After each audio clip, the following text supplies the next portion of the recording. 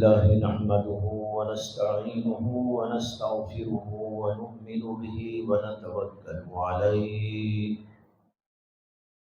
ونعوذ بالله من شرور أنفسنا ومن سيئات أعمالنا من يهده الله فلا مضل له ومن يضلله فلا هادي له ونشهد أن لا إله إلا الله وحده لا شريك له ونشهد أن سيدنا ومولانا محمدا عبده ورسوله صلى الله عليه وعلى آله وأصحابه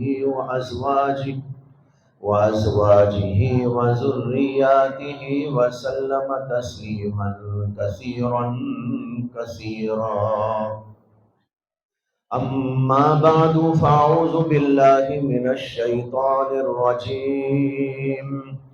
بسم الله الرحمن الرحيم. ما كان محمد أبا أحد من رجالكم ولكن رسول الله وخاتم النبيين وكان الله بكل شيء عليما. صدق اللہ العظیم. حضرات علماء کرام، حضرات گرامی قدر، سامعین عظام، بزرگوں، دوستوں اور بھائیوں، ایک دن کا تحفظ ختم نبوت کا اجلاس یہاں منعقد ہوا اور شاید یہ اس کی آخری کڑی چل رہی ہے، اور آپ حضرات نے مختلف علماء کرام سے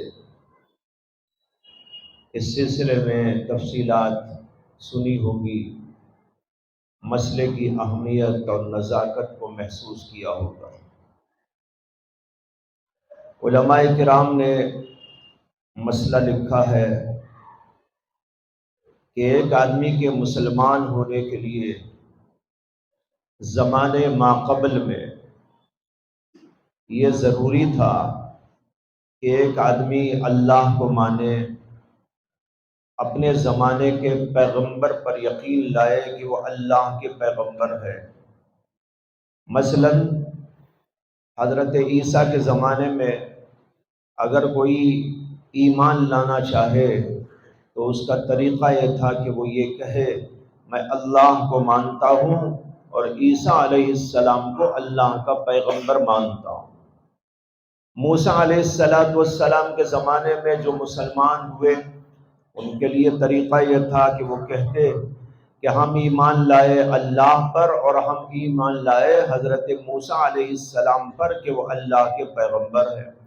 اسی طرح جتنے پیغمبر گزرے ان کے زمانوں میں ایمان لانے کے لیے یہ کافی تھا کہ کوئی آدمی یہ یقین کر لے اور اس بات کی گواہی اور شہادت دے کہ وہ اللہ کے پیغمبر ہیں.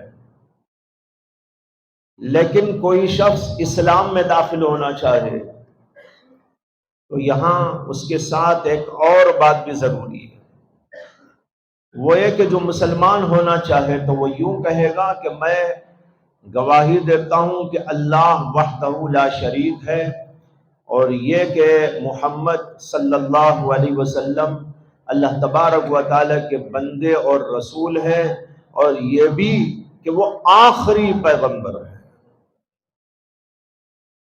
پہلے زمانے میں آخری نبی ان کو ماننا نہیں تھا، نبی ماننا تھا، لیکن محمد الرسول اللہ صلی اللہ علیہ وسلم کو ماننے میں یہ بھی ضروری ہے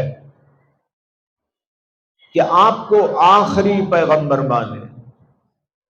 ایک آدمی مثال کے طور پر اس زمانے میں ایمان لائے اور کہے میں اللہ کو مانتا ہوں، اللہ کے فرشتوں کو مانتا ہوں، اللہ کی کتابوں کو مانتا ہوں، اللہ کے فرشتوں کو مانتا ہوں، اللہ تبارک و تعالیٰ کے احکام کو مانتا ہوں، میں قرآن کریم کو اللہ کی کتاب مانتا ہوں اور تمام پیغمبروں پر یقین کرتا ہوں، اور محمد الرسول اللہ صلی اللہ علیہ وسلم کو اللہ کا پیغمبر مانتا ہوں۔ اس نے اتنا کہا۔ اگر اس سے پوچھا جائے کہ تم محمد الرسول اللہ صلی اللہ علیہ وسلم کو اللہ کا پیغمبر تو مانتے ہو، لیکن یہ بھی مانتے ہو کہ اللہ کے آپ آخری نبی تھے، آخری پیغمبر تھے؟ اگر وہ کہتا ہے کہ ہاں میں اللہ کے نبی صلی اللہ علیہ وسلم کو آخری پیغمبر مانتا ہوں، وہ مومن ہے۔ اگر کوئی کہتا ہے کہ نہیں میں آپ کو نبی تو مانتا ہوں، رسول تو مانتا ہوں، لیکن آخری نہیں مانتا، وہ بھی اسی طرح کافر ہے جیسے محمد الرسول اللہ کو نہ ماننے والا کافر ہے۔ بات سمجھ میں آئی کہ نہیں آئی؟ معلوم ہوا کہ آپ کو صرف نبی ماننا نہیں ہے، آخری نبی ماننا۔ اللہ نے اس کا ذکر قرآن میں کیا ہے، اور نبی اکرم صلی اللہ علیہ وسلم نے خود اپنی بہت ساری احادیث کے اندر اس کا تذکرہ کیا ہے۔ میں نے قرآن کریم کی آیت آپ کے سامنے پڑھی تھی۔ اللہ تعالیٰ کہتے ہیں ما کان محمد ابا احد من رجالکم، محمد الرسول اللہ صلی اللہ علیہ وسلم تم میں سے، تم مردوں میں سے کسی کے باپ نہیں ہیں، ولیکن رسول اللہ، لیکن وہ اللہ کے رسول ہیں، وہ خاتم النبیین، اور خاتم النبیین بھی ہیں۔ دیکھیے دونوں باتیں اللہ نے کہی، ما کان محمد ابا احد من رجالکم ولکن رسول اللہ وخاتم النبیین۔ معلوم ہوا کہ آپ کو رسول اللہ بھی ماننا ہے اور آپ کو خاتم النبیین بھی ماننا ہے۔ دونوں باتیں اللہ نے ارشاد فرمائی۔ اور خاتم النبیین کا معنی ہے آخر النبیین، یعنی تمام پیغمبروں میں سب سے اخیر میں آپ کو نبی بنا کر بھیجا گیا، لہذا آپ کے بعد کوئی نبی نہیں۔ اگر کوئی شخص یہ کہتا ہے کہ آپ نبی تو ہیں لیکن آخری نبی نہیں ہے، آخری نبی اس کے بعد کوئی آئے گا یا آیا ہے، کوئی کہنے لگے غلام محمد قادیانی وہ بھی نبی تھا، کوئی کہے کہ فلاں شخص نبی ہے یا نبی تھا، محمد الرسول اللہ صلی اللہ علیہ وسلم کے بعد وہ آدمی قطعاً مسلمان نہیں ہے۔ جیسے قرآن کو نہ ماننے والا مسلمان نہیں، جیسے فرشتوں کو نہ ماننے والا مسلمان نہیں، جیسے محمد الرسول اللہ صلی اللہ علیہ وسلم کی نبوت اور رسالت کو نہ ماننے والا مومن نہیں، اسی طریقے پر آپ کو آخری نبی نہ ماننے والا وہ بھی مومن نہیں۔ تو معلوم ہوا کہ قرآن کریم نے اس کی وضاحت کر دی، اور احادیث کے اندر بھی بے شمار احادیث موجود ہیں، علماء نے ان کو مستقل کتابوں میں جمع کیا ہے۔ ان میں سے ایک حدیث یہ ہے کہ نبی اکرم صلی اللہ علیہ وسلم نے فرمایا ان بنی اسرائیل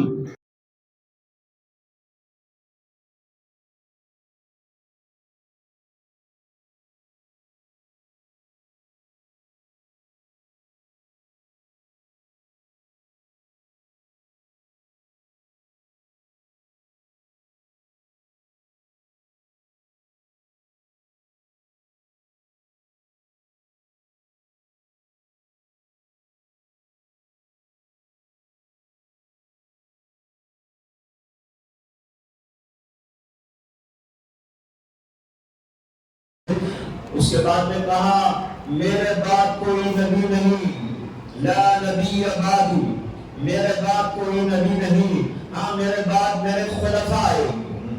دیکھو اس حدیث کے اندر، یہ بخاری شریف کی حدیث ہے، نبی اکرم صلی اللہ علیہ وسلم نے کہا وَإِنَّهُ لَا نَبِيَّ بَعْدِي، میرے بعد کوئی نبی آنے والا نہیں۔ ایسی بہت ساری احادیث ہیں اور پوری امت کا اجماع چلا رہا ہے، صحابہ کرام رضوان اللہ تعالی علیہ اجمعین، تابعین کرام، تبع تابعین، پھر اس کے بعد ہر دور کے علماء صلحاء تمام کے کے تمام مسلمان اس بات پر اتفاق رکھتے چلے آ رہے ہیں کہ نبی اکرم محمد رسول اللہ صلی اللہ علیہ وسلم آخری پیغمبر ہیں، اور آپ کے بعد کوئی کسی بھی قسم کا نبی اور پیغمبر آنے والا نہیں۔ جو پیغمبر پہلے آتے تھے یعنی نبی اکرم صلی اللہ علیہ وسلم سے پہلے، وہ پیغمبر اپنے بعد آنے والے پیغمبر کی اطلاع دیتے جاتے تھے۔ جو پیغمبر آیا اس نے کہا کہ بھائی میرے بعد پیغمبر آئیں گے ان کو ماننا۔ پھر وہ پیغمبر آئے، انہوں نے کہا میرے بعد بھی پیغمبر آئیں گے ان کو ماننا۔ تو ہر دور میں پیغمبر آتے تھے اور وہ بتاتے جاتے تھے کہ ہمارے بعد بھی پیغمبر آنے والے ہیں، اور اکثر بیشتر پیغمبروں نے یہ بھی بتایا تھا کہ ایک پیغمبر آخری زمانے میں آنے والے ہیں اور وہ محمد رسول اللہ صلی اللہ علیہ وسلم ہے۔ اللہ نے پچھلی کتابوں کے اندر بھی اس کا تذکرہ فرمایا تھا، تورات کے اندر بھی اس کا تذکرہ موجود تھا، عیسیٰ علیہ السلام کی انجیل کے اندر بھی اس کا تذکرہ موجود تھا، اور کتابوں کے اندر بھی اس کا تذکرہ موجود تھا، اور پیغمبر اس کی خبر دے دے کر جاتے تھے کہ ہمارے بعد میں پیغمبر آئیں گے اور آخری پیغمبر بھی آئے گے۔ لیکن جب اللہ کے نبی محمد رسول اللہ صلی اللہ علیہ وسلم تشریف لائے تو آپ نے اللہ کی طرف سے بات بتا دی، میں خاتم النبیین ہوں، میرے بعد کوئی نبی آنے والا نہیں ہے۔ اب دیکھیں اوپر کے پیغمبروں میں سے ہر پیغمبر کہہ کے جاتا تھا میرے بعد پیغمبر آنے والے ہیں، لیکن جب آپ تشریف لائے تو آپ نے کہا میرے بعد کوئی پیغمبر آنے والے نہیں ہے۔ یہ کیوں؟ وجہ یہ ہے کہ یہ پیغمبری کا عہدہ ایک بہت ہی اہم ترین عہدہ ہے۔ اللہ نے اس کائنات کو بنایا، زمین بنائی، آسمان بنایا، چاند و سورج پیدا کیا، بے شمار مخلوقات کو پیدا فرمایا، اور اس کے اندر انسانوں کو پیدا فرمایا، اور انسانوں کی ہدایت کے لیے پیغمبروں کا انتخاب کیا، اور پیغمبر جو ہوتے ہیں وہ اللہ تعالیٰ کی جانب سے مخلوق کی ہدایت کے لیے آتے ہیں، اور ان کے بعد جو کچھ بھی ہوتا ہے وہ اللہ کی طرف سے ڈائریکٹ ان کو دیا جاتا ہے۔ اور اللہ کے سوا کون ہے جو ہدایت دینے والا ہو؟ اللہ ہی کی طرف سے انسانوں کی ہدایت کا پورا سامان بھیجا جاتا ہے۔ انسانوں کو کیا کرنا چاہیے، کیا نہیں کرنا چاہیے، زندگی کیسا گزارنا چاہیے، معاملات کو کیسا کرنا چاہیے، معاشرت کو ان کی کیسی جو ہے ٹھیک کرنا چاہیے، اخلاق کو کیسے ٹھیک کرنا چاہیے، عبادات کو کس طریقے پر انجام دینا چاہیے، کیا کیا عقیدے رکھنا چاہیے اور کیا عقیدے نہیں رکھنا چاہیے، انسانوں کی ہدایت کا مکمل سامان پیغمبروں کے ذریعے اللہ نازل فرماتا ہے۔ جب اتنا بڑا عہدہ ہے، اس سے بڑا کوئی عہدہ نہیں۔ اللہ نے دنیا میں بہت سے عہدے رکھے ہیں، ڈاکٹروں کا عہدہ ہے، انجینئروں کا عہدہ ہے، علماء کا بھی عہدہ ہے، اور مختلف علوم و فنون کے دنیا میں ماہرین ہیں اور ان کا بھی ایک درجہ ہے، مقام ہے۔ لیکن یہ جتنے لوگ دنیاوی عہدوں پر ہیں وہ صرف ہمارے دنیاوی کاموں کے لیے کام آتے ہیں، اور پیغمبر جو کچھ لے کے آتا ہے وہ دراصل ہماری روح کا سوال ہوتا ہے، ہماری روح کو تیاری، ہماری روح کی تیاری، روح کے اندر جھیلا پیدا کرنا، روح کو صاف کرنا، روح کو جو ہے اعلیٰ مقام تک پہنچانا، اللہ سے اسے ملنے والا بنا دینا، اللہ تعالیٰ سے وصول اس کو ہو جائے، اللہ تبارک و تعالیٰ سے اس کا تعلق ہموار ہو جائے۔ اس کے لیے انسانوں کو کیا کرنا چاہیے؟ اللہ پیغمبروں کے ذریعے سے یہ چیز نازل فرماتے ہیں، اس سے بڑا کوئی عہدہ نہیں۔ تو اللہ تبارک و تعالیٰ نے اس عہدے کی حفاظت کا یہ سامان کیا کہ جب کوئی پیغمبر آتا وہ اپنے بعد والے پیغمبر کا پتہ دے کے جاتا تھا، بھائی دیکھو میرے بعد پیغمبر آنے والے ہیں، ان کو ماننا۔ جب وہ پیغمبر آتے لوگ ان کو پہچانتے اور پہچان کر ان کے اوپر ایمان لاتے، پہچاننے والے ایمان لاتے، ماننے والے مانتے، نہ پہچاننے والے نہ پہچانتے، بہت سے لوگ پہچان کر بھی ایمان نہ لاتے۔ اسی لیے اللہ نے ہلاکت اور نجات کا مدار پیغمبروں کے باتوں کے ماننے پر رکھ دیا. جو ان کی باتوں کو مانتا ہے اس کے لیے نجات مقدر ہے، اور جو آدمی ان کی بات کو نہیں مانتا اس کے لیے نجات نہیں. معلوم ہوا بہت بڑا ہوتا ہے. اگر کوئی صاحب کسی انجینئر کو نہ مانے، ایک صاحب ہے بہت بڑے انجینئر ماشاءاللہ، لیکن ایک آدمی جو ہے ان کو انجینئر میں نہیں مانتا ہے، ایسے انجینئر، تو اللہ اسے دوزخ میں ڈال دیں گے؟ کیا خیال ہے؟ ایک صاحب بہت بڑے ڈاکٹر ہیں اور ایک صاحب کہتے ہیں میں ان کو ڈاکٹر ہی نہیں مانتا، تو اس سے کوئی فرق پڑنے والا نہیں. آپ مانیے کہ نہ مانیے، لیکن نبی کو ماننے نہ ماننے پر انسان کی ہلاکت اور نجات کا دار و مدار ہے.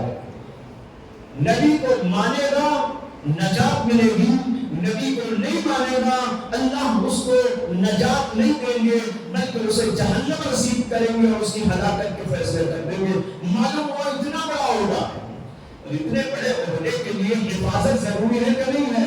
تاکہ کوئی ایرا ویرا نتو خیرا کھڑے ہو کے کہنے لگے میں بھی پیغمبر میں بھی پیغمبر. اللہ تعالیٰ نے اس کا انتظام کیا کیا؟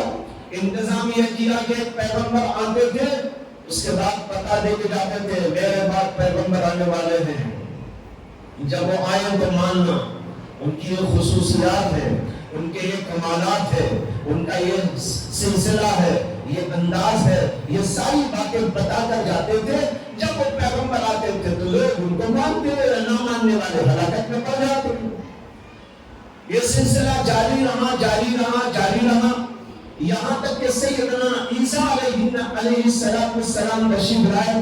اور حضرت عیسیٰ علیہ السلام نے جو ہمارے نبی محمد صلی اللہ علیہ وسلم سے پہلے کے پیغمبر ہیں، انہوں نے لوگوں کو بتایا میرے بعد بھی ایک نبی اور پیغمبر آنے والے ہیں، اسمہ احمد، ان کا نام احمد ہوگا.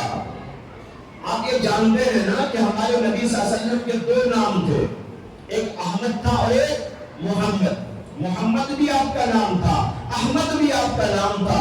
حضرت عیسیٰ علیہ السلام نے یہ خبر دی اور قرآن میں اللہ نے اس کا ذکر کیا ہے مبشرا برسول یاتی من بعد اسمہ احمد. حضرت عیسیٰ علیہ السلام نے بشارت دیتے ہوئے کہا اپنے لوگوں کو کہ میں تم کو بشارت دیتا ہوں کہ میرے بعد ایک پیغمبر آنے والے ہیں، اسمہ احمد، جن کا نام احمد ہوگا.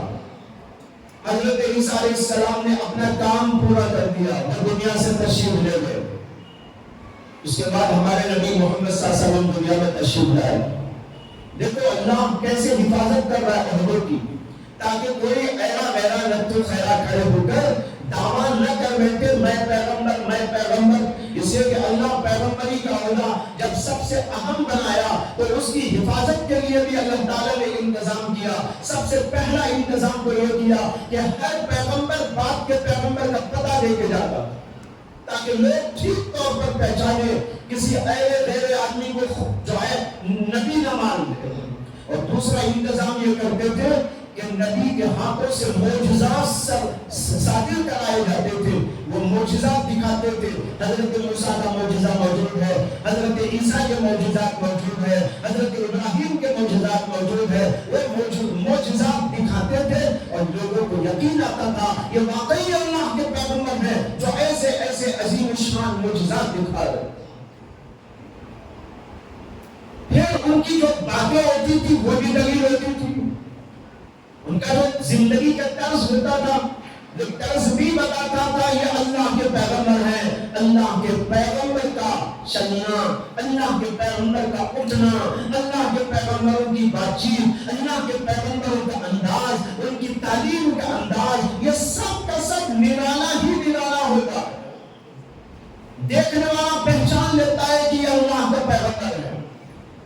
دنیا میں دو قسم کے لوگ ہیں، ایک معمولی عقل والے، ایک زیادہ عقل والے.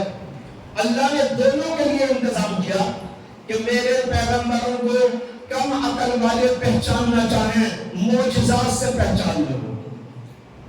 معجزات کو دیکھیں گے معمولی سے معمولی آدمی بھی سمجھ جائے گا واقعی اللہ کے پیغمبر ہیں.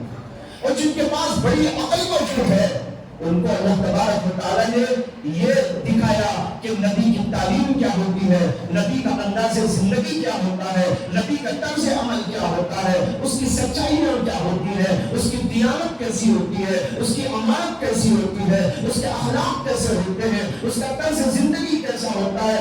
جب کوئی عقل مند آدمی پیغمبر کو دیکھتا تھا، ان چیزوں کو دیکھ کر اس کو سمجھ میں آ جاتا تھا یہ واقعی اللہ کے پیغمبر ہے۔ دیکھیے حضرت ابوبکر صدیق رضی اللہ عنہ نے جب نبی اکرم صلی اللہ علیہ وسلم نے نبوت کا دعویٰ ان کے سامنے کیا تو کیا انہوں نے یہ کہا آپ اگر خدا کے نبی ہیں تو کوئی معجزہ دکھاؤ؟ ہے نہیں کہیں علماء بیٹھے ہوئے ہیں، کہیں آیا ہے؟ نہیں۔ کیوں نہیں؟ اس لیے کہ ان کو اس کی ضرورت ہی نہیں تھی، اس لیے کہ وہ نبی کے اخلاق دیکھ رہے تھے، نبی کی زندگی کو انہوں نے دیکھا تھا، ان کے طرز عمل کو دیکھا تھا، اس کو دیکھ کر ان کو یقین آ گیا یہ نبی ہی ہو سکتا ہے، نبی کا انداز یہی ہوتا ہے۔ تو جو معمولی لوگ ہوتے تھے جیسے بہت سارے، انہوں نے پوچھا کہ آپ ہم کو یہ بتائیے وہ بتائیے وہ بتائیے۔ اللہ نے دونوں کے لیے انتظام کیا، بڑے لوگوں کے لیے بھی، معمولی درجے کے لوگوں کے لیے بھی، عوام کے لیے بھی، عقل مند لوگوں کے لیے بھی، کہ میرے نبی کو پہچاننے کے دونوں طریقے میں جاری کرتا ہوں۔ معجزات سے پہچاننے والے میرے نبی کو معجزات سے پہچان لے، اخلاق اور کردار سے پہچاننے والے تم اپنی عقل کے ذریعے میرے نبی کو اپنے اخلاق اور کردار سے پہچان لو۔ اللہ نے سارا انتظام کیا، اور جب ہمارے نبی کو آنا تھا وہ انتظامات کیے جس کی کوئی حد کو نبھائے۔ کیا بتاؤں، یہ تو یہی سب کچھ تھا۔ معجزات کے ذریعے آپ کو جو ہے آپ کا نبوت کا سلسلہ دنیا میں بتایا گیا، اور پھر جو ہے پہلے پیغمبروں نے آپ کے بارے میں بتا دیا، یہ سب کچھ چلتا رہا۔ اور پچھلے پیغمبروں کی کتابوں کے اندر اللہ کے نبی محمد رسول اللہ صلی اللہ علیہ وسلم کا حلیہ بھی بتایا گیا، اخلاق و کردار بھی بتایا گیا۔ تورات میں تھا، انجیل میں تذکرہ تھا، اور صحف موسیٰ میں تذکرہ تھا، صحف ابراہیم میں تذکرہ تھا، اسٹیل کے صحیفے میں اس کا تذکرہ موجود تھا، اور مختلف پیغمبروں کے پاس جو کتابیں اللہ نے بھیجی اس کے اندر آخری پیغمبر کی تمام صفات کا ہی نہیں بلکہ آپ کے چہرے مہرے کا انداز بھی بتایا گیا۔ ایک روایت میرے ذہن میں آ گئی، اس کو سناتا ہوں، اس سے آپ یہ اندازہ کیجئے اللہ تبارک و تعالی نبوت کے اس عظیم ترین جو ہے مقام اور عظیم ترین منصب کو کس طرح محفوظ رکھتے ہیں تاکہ کوئی ایرا غیرا لتو خیرا کھڑے ہو کے نبوت کا دعویٰ نہ کر بیٹھے۔ روایتوں میں آتا ہے کہ نبی اکرم صلی اللہ علیہ وسلم نے ایک موقع پر ہرقل بادشاہ کے پاس اپنا ایک خط بھیجا تھا۔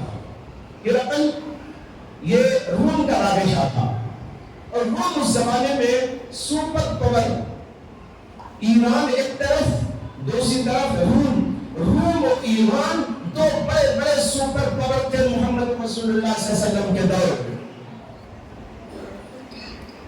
تو اللہ کے نبی صلی اللہ علیہ وسلم نے ایک صحابی کو اپنا خط دے کر بھیجا ہرقل کے پاس، اس کے اندر یہ مضمون تھا، میں اللہ کا پیغمبر ہوں، مجھے مانو، اگر تم اسلام لاؤ گے تو تمہیں سلامتی ملے گی، اور جو اگر تم نے ایمان نہیں قبول کیا تو تمہاری وجہ سے جو لوگ ایمان نہیں لائیں گے ان سب کا گناہ تمہارے اوپر ہوگا۔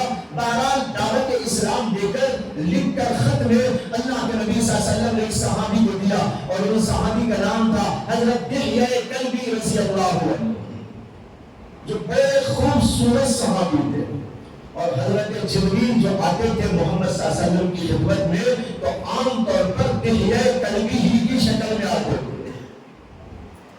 تو حضرت نبی اکرم صلی اللہ علیہ وسلم نے ان کو بھیجا، وہ خط لے کر وہاں پہنچے، بادشاہ کے پاس پہنچنے کے بعد جب بادشاہ نے خط کو پڑھ لیا، کچھ معلومات کر لی، کہاں سے آئے ہو، کون بھیجا ہے، کیسے ہے، کیا ہے، وغیرہ وغیرہ تفصیلات معلوم کر لی، تو بادشاہ نے کہا میں تم سے کچھ چیزیں دکھا کر معلومات کرنا چاہتا ہوں، اور میرے ساتھ۔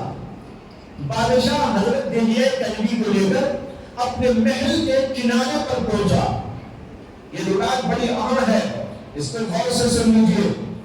نبی اکرم صلی اللہ علیہ وسلم کا خط لے کر حضرت دحیہ کلبی جب ہرقل بادشاہ کے پاس پہنچے تو اس نے کہا کہ چلو میرے ساتھ، میں تم کو کچھ چیزیں دکھاتا ہوں اور کچھ پوچھنا ہے میں پوچھ لیتا ہوں. حضرت دحیہ کلبی کو لے کر بادشاہ اپنے محل کے کنارے پر پہنچا. وہاں اس کا میوزیم تھا، بڑا سا میوزیم بنا ہوا تھا. اس کے اندر کچھ عجیب عجیب چیزیں پرانے زمانے کی رکھی ہوئی تھی. بادشاہ ان کو لے کر اندر گیا. وہاں پر ایک جگہ پر کئی چیزوں پر پردے پڑے ہوئے تھے. بادشاہ نے ایک جگہ سے پردہ ہٹایا. پردہ ہٹا کر دحیہ کلبی کو دکھا کر کہا جانتے ہو یہ کون ہے؟ وہاں پر ایک اسٹیچو بنا ہوا تھا، یعنی ایک مورتی بنی ہوئی تھی. اس سے پردہ ہٹا کر دحیہ کلبی کو دکھایا اور کہنے لگا تم ان کو جانتے ہو؟ حضرت دحیہ کلبی حیران رہ گئے کہ وہ تو محمد رسول اللہ صلی اللہ علیہ وسلم کی تصویر ہے، بالکل ہو بہو، کوئی فرق نہیں. چہرہ، مورا، داڑھی، سر اور پورا حلیہ مبارک بالکل سیم ٹو سیم، کوئی فرق نہیں ہے. وہاں پر بت رکھا ہوا ہے، یعنی محمد رسول اللہ صلی اللہ علیہ وسلم کی تصویر تراشی ہوئی رکھی ہوئی ہے. اور پوچھنے لگا ان کو جانتے ہو؟ حضرت دحیہ کلبی کہنے لگے ہاں ہاں کیوں نہیں، یہی تو پیغمبر ہیں جنہوں نے مجھے خط دے کر بھیجا، انہی کے خط کو لے کر میں آپ کے پاس بھی آیا ہوں. اس کے بعد اور ایک جگہ سے پردہ ہٹایا. پردہ ہٹاتے ہی حضرت دحیہ کلبی دیکھتے ہیں کہ وہ حضرت ابوبکر صدیق کی تصویر ہے. بادشاہ نے پوچھا ان کو جانتے ہو؟ انہوں نے کہا ہاں ضرور جانتا ہوں، یہ محمد صلی اللہ علیہ وسلم کے ہمارے پیغمبر کے رائٹ ہینڈ ہے، یہ آپ کے جو ہے بڑے گہرے ساتھی ہیں اور آپ کے ہمیشہ ساتھ رہنے والے ہیں. ان کو بھی جانتا ہوں، ان کا نام ابوبکر ہے. پھر اور ایک جگہ سے پردہ ہٹایا اور کہا ان کو جانتے ہو؟ دیکھا تو حضرت عمر بن خطاب رضی اللہ عنہ کی تصویر تھی. اس کے بارے میں بھی پوچھا، انہوں نے بتایا کہ ہاں میں ان کو بھی جانتا ہوں، یہ حضرت نبی اکرم صلی اللہ علیہ وسلم کے دوسرے صحابی ہیں اور ان کا نام عمر بن خطاب ہے. اس نے پھر پردوں کو ڈال دیا اور پھر ان کو لے کر اپنے محل میں آ کر بیٹھ گیا. حضرت دحیہ کلبی پوچھنے لگے یہ جو تصویریں آپ کے ہاں بنائی ہوئی موجود ہے، ہمارے نبی محمد صلی اللہ علیہ وسلم کی تصویر بھی ہے اور ان کے ساتھی حضرت ابوبکر صدیق کی تصویر بھی ہے، عمر بن خطاب کی تصویر بھی ہے، یہ تصویریں آپ لوگوں نے کیسا بنا دی جب آپ نے ان کو دیکھا ہی نہیں؟ آپ نے تو کبھی ان کو دیکھا نہیں، بغیر دیکھے کیسے بنا دی؟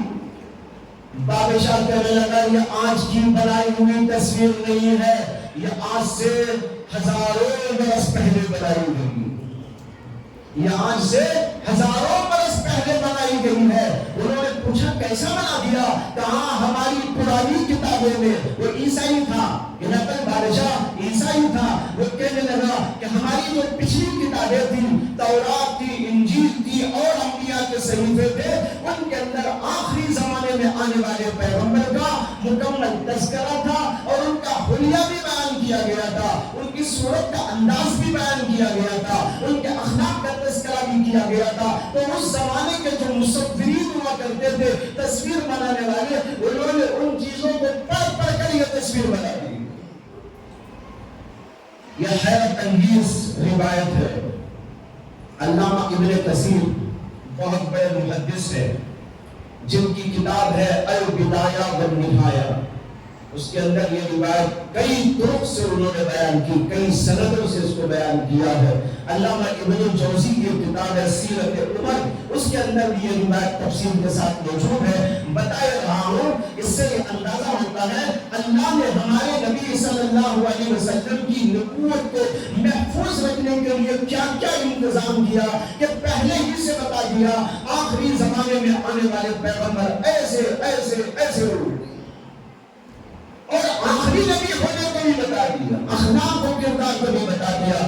اور جب اللہ کے نبی علیہ السلام تشریف لائے تو آپ کو لوگوں نے جن کو پہچاننا تھا پہچانا، اور ہمارے نبی صلی اللہ علیہ وسلم نے بتایا اب میں آخری نبی آ گیا، اب میرے بعد کوئی نبی نہیں آئے گا. اب یہ بھی انتظام ہے اللہ کا کہ بعد میں چل کر کوئی چھوٹا پیدا نہ ہو جائے، مکار پیدا نہ ہو جائے، کوئی غلط دعوے نہ کرنے لگے۔ اس لیے محمد صلی اللہ علیہ وسلم کی زبان مبارک سے جو سچے پیغمبر، سچے رسول تھے، انہوں نے بتا دیا کہ میرے بعد کوئی نبی نہیں۔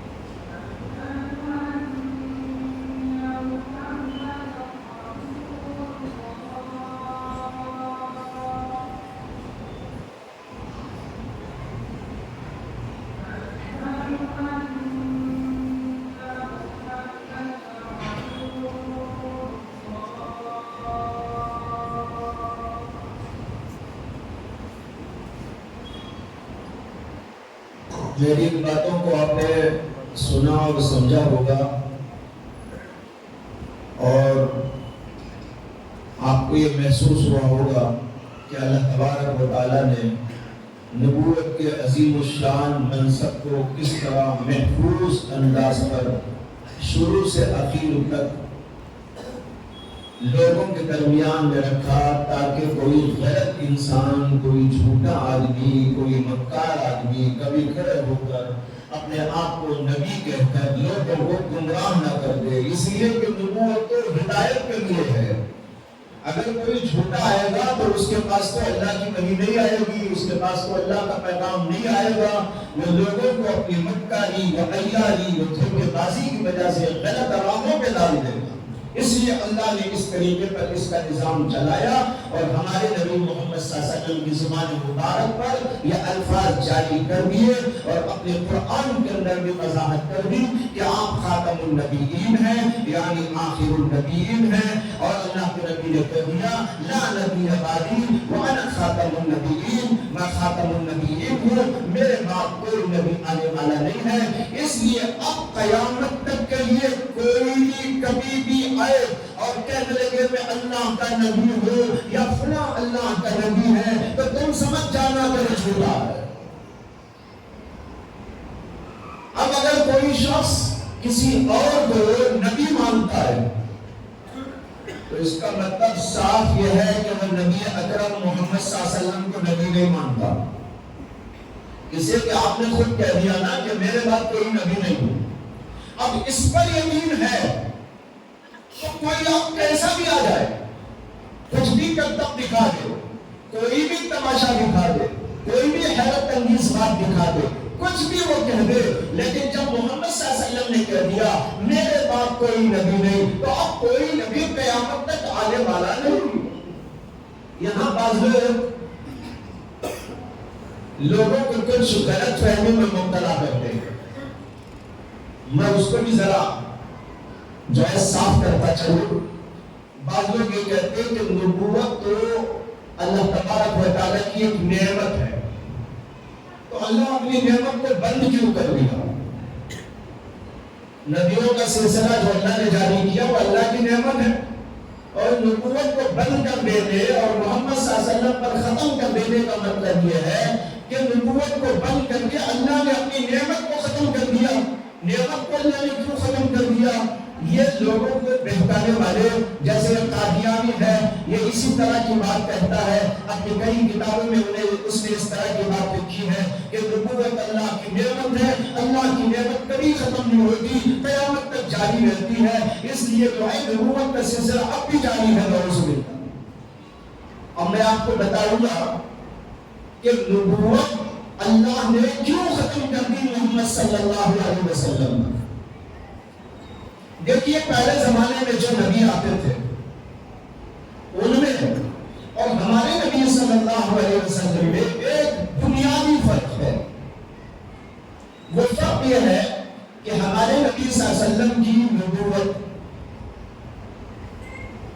میں جامعیت ہے، دوسرے کاملیت ہے، اور تیسرے دائمیت ہے۔ اس کو ذرا یاد رکھ لیجئے، میں سمجھا دوں گا۔ یہ الفاظ اس لیے بول رہا ہوں کہ آسانی سے یاد رہ جاتے ہیں۔ میں نے کہا ہمارے نبی کی نبوت میں جامعیت ہے، کاملیت ہے اور دائمیت ہے، اور پچھلے جتنے پیغمبر آئے تھے ان میں سے کسی نبی کی نبوت میں بھی جامعیت بھی نہیں تھی، کاملیت بھی نہیں تھی، دائمیت بھی نہیں تھی۔ جو پچھلے انبیاء آتے تھے ان کی جو شریعتیں تھیں وہ جامع نہیں تھی۔ ہمارے نبی صلی اللہ علیہ وسلم کو جو اللہ نے شریعت عطا کی وہ جامع ترین شریعت۔ پچھلے زمانے میں آنے والے پیغمبر آتے رہے، ان کے زمانے کی حد تک وہ باتیں فرماتے رہے، لیکن ہمارے نبی صلی اللہ علیہ وسلم کو اللہ نے ایسا جامع بنا کر بھیجا، ساری دنیا کے پیغمبر۔ لیکن پچھلے جو آتے تھے پیغمبر وہ ایک علاقے کے لیے آتے تھے، کچھ خاندانوں کے لیے آتے تھے، بعض طبقات کے لیے آتے تھے۔ کوئی پیغمبر ایسا نہیں آیا جو جامع بن کر آیا ہو اور اس کی نبوت پوری دنیا کے لیے ہو، ایسا نہیں تھا۔ ادھر کے لیے آئے تو ادھر کے لیے نہیں، ادھر کے لیے آئے تو ادھر کے لیے نہیں، اور عرب کے لیے آئے تو عجم کے لیے نہیں، امریکہ کے لیے آئے تو ہندوستان کے لیے نہیں، ہندوستان کے لیے آئے تو پاکستان کے لیے نہیں۔ یہاں کا نبی الگ، وہاں کا، وہاں کا، وہاں کا، تو اللہ ایک نبی کے بعد دوسرے کو، دوسرے کے بعد تیسرے کو بھیجتے رہتے تھے۔ لیکن ہمارے نبی کو اللہ نے جامع نبی بنا کر بھیج دیا، اور آپ کی شریعت کو جامع بنا دیا جو تمام کے تمام زمانوں کے لیے بھی ہے اور تمام کے تمام انسانوں کے لیے بھی۔ جب جامع آپ کو بنا دیا تو اب آنے کی کسی پیغمبر کی ضرورت باقی نہیں۔ دوسری بات یہ ہے کہ پچھلے جو انبیاء آتے تھے ان کی شریعت کامل نہیں تھی، ہمارے نبی کی شریعت کو کامل کر دیا گیا، اس لیے ایک نبی کے بعد دوسرے نبی کو بھیجا جاتا رہا۔ ہمارے نبی آئے تو اعلان کیا گیا الیوم اکملت لکم دینکم، آج میں نے میرے دین کو مکمل کر دیا ہے۔ جب دین کو مکمل کر دیا، کامل بنا دیا، اب کسی نبی کے آنے کی ضرورت نہیں۔ پہلے اس لیے آتے تھے ایک نبی کے بعد دوسرا نبی بھیجا جاتا تھا تاکہ جو ادھر کمی ہے وہ ادھر آ کر پوری ہو جائے۔ ہمارے نبی صلی اللہ علیہ وسلم آئے تو آپ کو کامل نبوت دی گئی اور کامل شریعت عطا کر دی گئی، تمام احکامات قیامت تک کے لیے اس کے اندر بیان کر دیے گئے۔ تو ایک بات تو یہ کہ آپ کو جامع بنایا گیا، پورے انسانوں کے لیے آپ کو نبی، تمام زمانوں کے لیے آپ کو نبی بنایا گیا، اور دوسری بات یہ کہ آپ کی شریعت کو کامل کر دیا گیا۔ اب کسی نبی کے آنے کی ضرورت باقی نہیں۔ اگر آپ کی مسجد کو بنا کر کہیں کچھ کمی ہوئے تو اور ایک معمار کے آنے کی ضرورت پڑتی ہے، لیکن بھئی جب مسجد مکمل ہو جائے اب کوئی معمار آئے گا، وہ توڑنے آئے گا، کھولنے آئے گا، بنانے نہیں آئے گا۔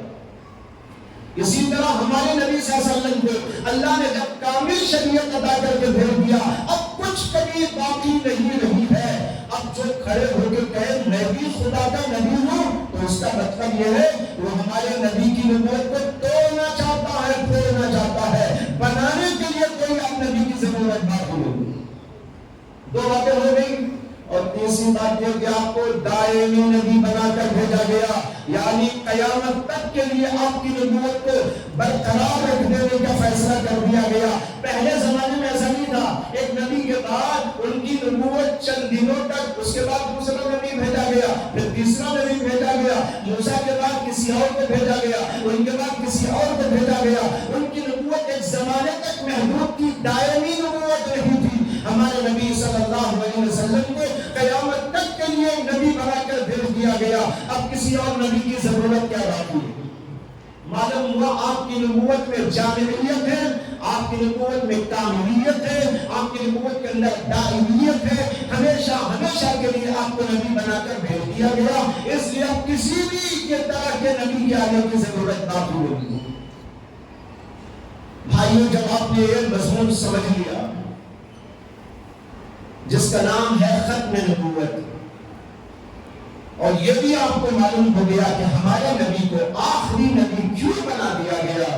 اس لیے کہ آپ جامع نبی ہیں، آپ کامل نبی ہیں، آپ دائمی نبی ہیں. اب کسی نبی کی ضرورت ہی باقی نہیں رہی.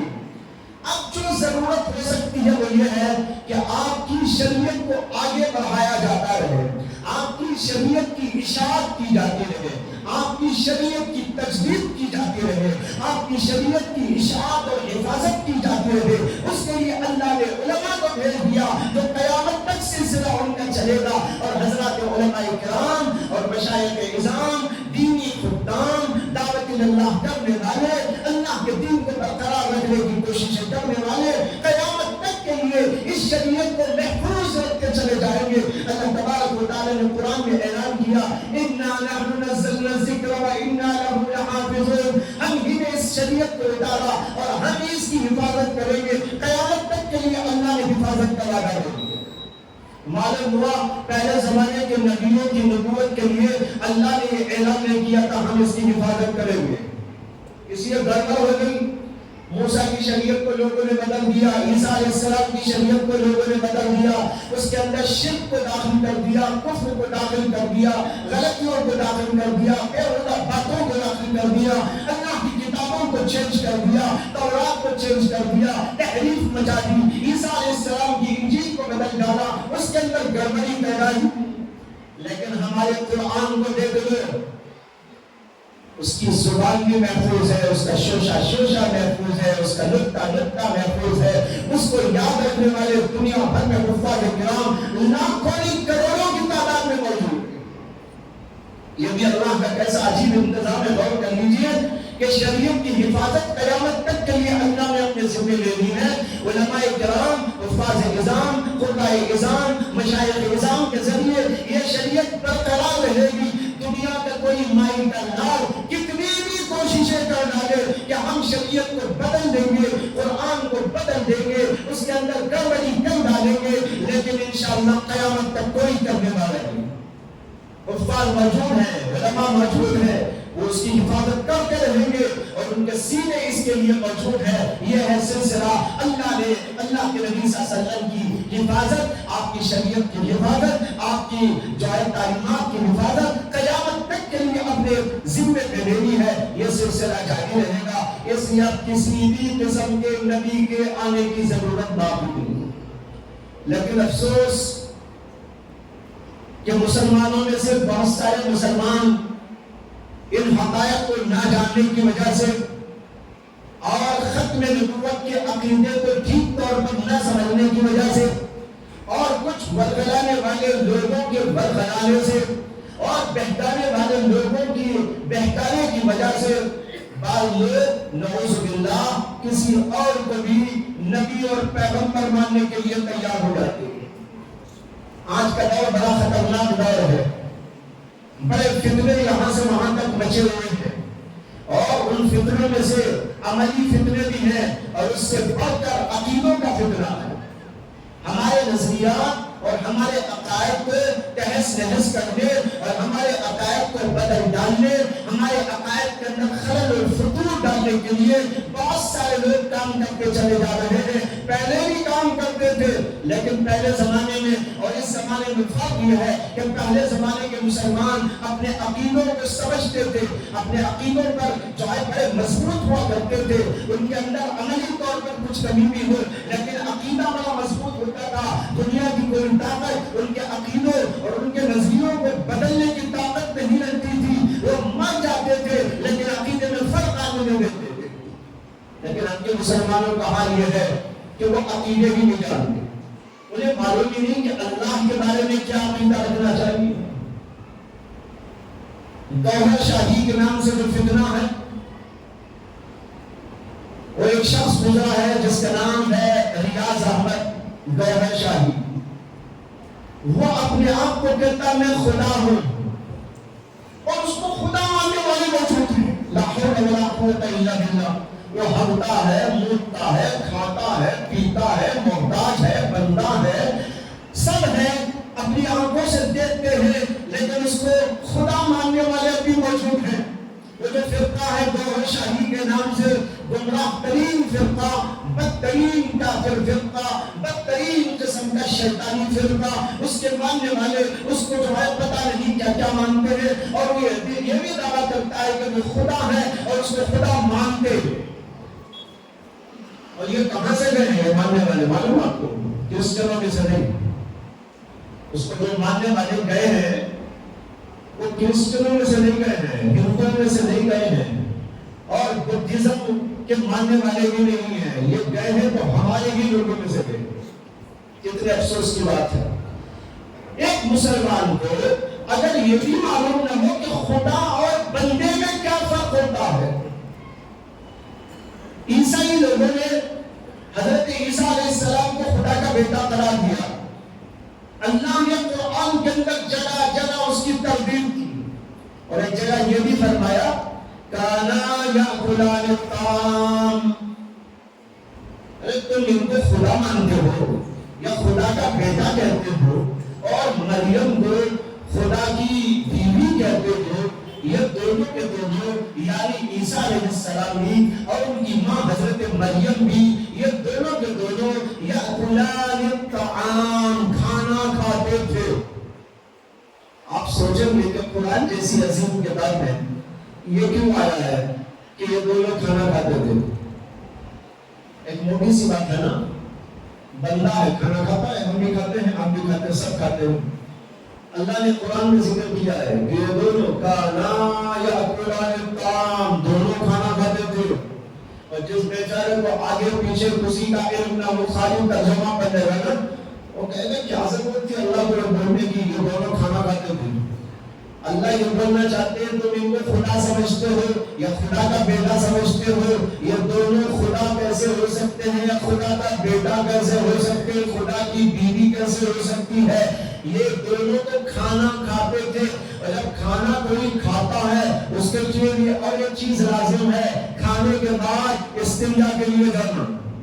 تو اس کا مطلب یہ ہے یہ کھاتے بھی تھے، پیشاب پاخانہ بھی کرتے تھے، جو کھاتا بھی ہو پیشاب پاخانہ بھی کرتا ہو، وہ بھلا خدا کیسا ہو سکتا ہے؟ حضرت عیسیٰ علیہ السلام جیسی عظیم ترین جو ہے عظیم ترین پیغمبر کے بارے میں اللہ نے وضاحت کرتے ہوئے کہا تم ان کو خدا یا خدا کا بیٹا کیسے مانتے ہو، جبکہ ان کے اندر یہ چیز موجود ہے، وہ کھانے کے محتاج تھے، وہ پینے کے محتاج تھے، اور ضرورتیں ان کو بھی لاحق ہوتی تھی، وہ انسانوں جیسے انسان تھے، تم ان کو خدائی کے مرتبے پر کیسے پہنچاتے ہو؟ لیکن یہاں پر یہ گور شاہی فکرے والے یہ اپنے اس جو ہے بڑے کو جس کا نام ریاض احمد گور شاہی ہے اس کو خدا جیسا مان لو۔ جیسے کہ میں نے کہا یہ کہیں اور سے نہیں گئے بھائیو، یہ مسلمانوں کے اندر سے گئے ہوئے لوگ ہیں، یہ بھی کبھی ہم جیسے مسلمان تھے، محمد صلی اللہ علیہ وسلم کو آخری پیغمبر مانتے تھے، یہ لوگ اللہ کو اللہ کہتے تھے،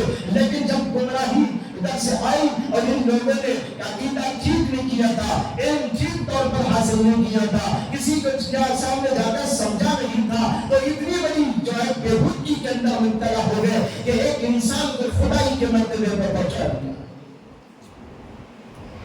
معلوم ہوا کہ عقیدوں کو صحیح رکھنا بہت ضروری ہے، اس لیے میں نے عقیدہ ختم نبوت کی تھوڑی تفصیل آپ کے سامنے کر دی تاکہ ہم اچھی طرح سمجھائیں کہ اللہ کے پیغمبر محمد صلی اللہ علیہ وسلم آخری نبی ہے، آپ کے بعد کسی قسم کا کوئی نبی آنے والا نہیں۔ اللہ نے کس طرح محفوظ طریقے پر اس نظام کو دنیا میں چلایا، برقرار رکھا اور اخیر میں اعلان کرا دیا میرے بعد کوئی نبی نہیں ہے۔ اب کوئی بھی نبی، کوئی نبی نبوت کا دعویٰ کرنے والا ہو وہ بالکل جھوٹا ہے۔ امام اعظم ابو حنیفہ رحمۃ اللہ علیہ فرماتے ہیں کہ اس زمانے میں کوئی آئے اور کہنے لگے میں خدا کا پیغمبر، اور کوئی مسلمان اس سے پوچھے اگر تم خدا کے پیغمبر ہو تو کوئی معجزہ دکھاؤ، یہ پوچھنے والا بھی کافر ہو جائے، اس لیے کہ جب کوئی نبی آنا ہی نہیں ہے، جو بھی آئے گا وہ جھوٹا ہی آئے گا، تو یہ مسلمان ہو کر کیسا پوچھ رہا اس سے کہ اگر تم خدا کے نبی ہو تو معجزہ دکھاؤ؟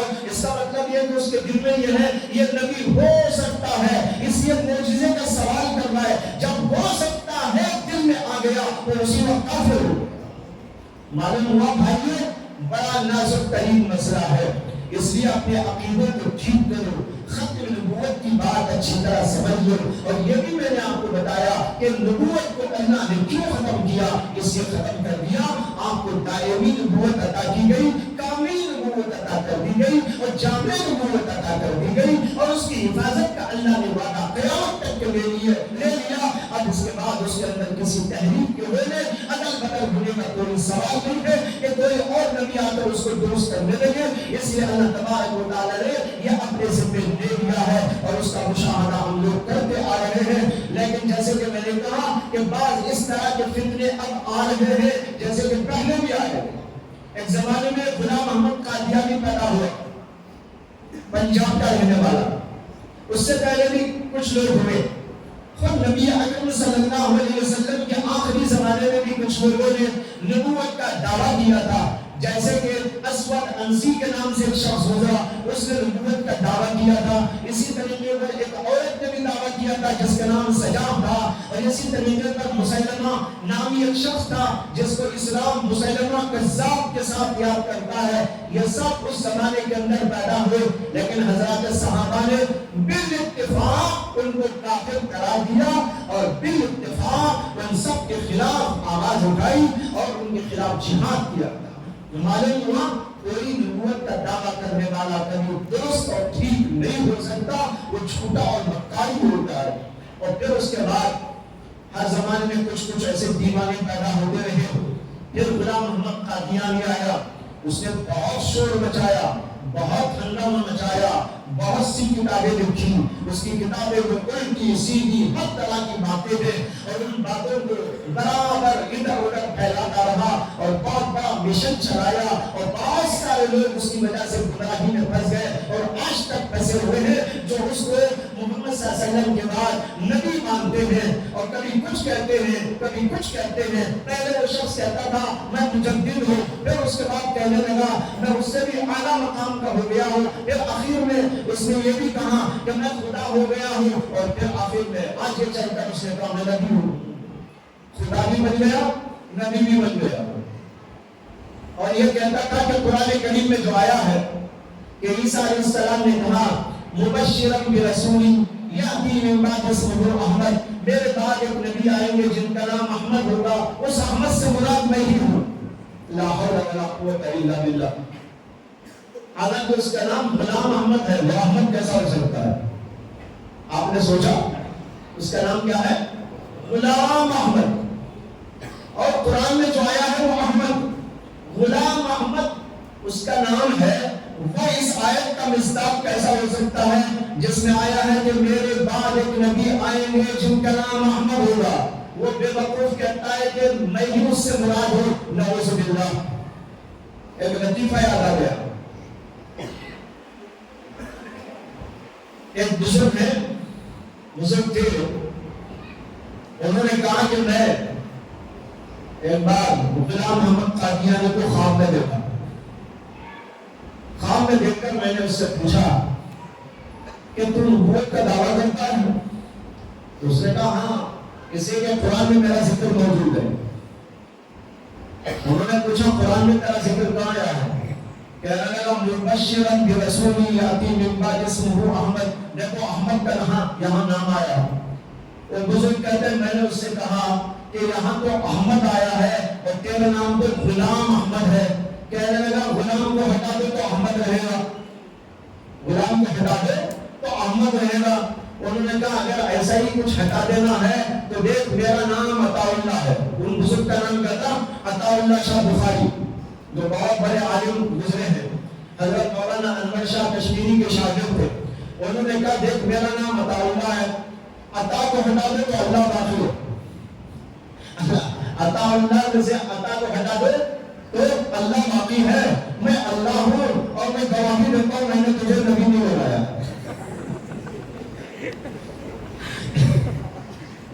تو خیر یہ تو لطیفہ ہے جو انہوں نے سامنے دیکھا۔ تو بھائی بتانا یہ ہے کہ ایسے ایسے جو ہے لوگ گزرے جنہوں نے لوگوں کو بہکایا، گمراہی میں ڈالا، اور اللہ نے ان کو دنیا ہی میں بتا دیا کہ کتنے جھوٹے اور مکار ہیں۔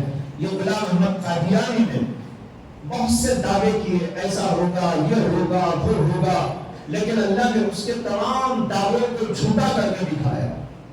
اس نے ایک بار اعلان دیا کہ میری بیوی حاملہ ہے اور مجھے اللہ نے بتایا ہے کہ اب جو بچہ پیدا ہوگا, مجھے ایک بچہ پیدا ہوگا, وہ بچہ بہت زیادہ بڑا عالم فاضل اور یہ خوبیوں کا مالک ہوگا.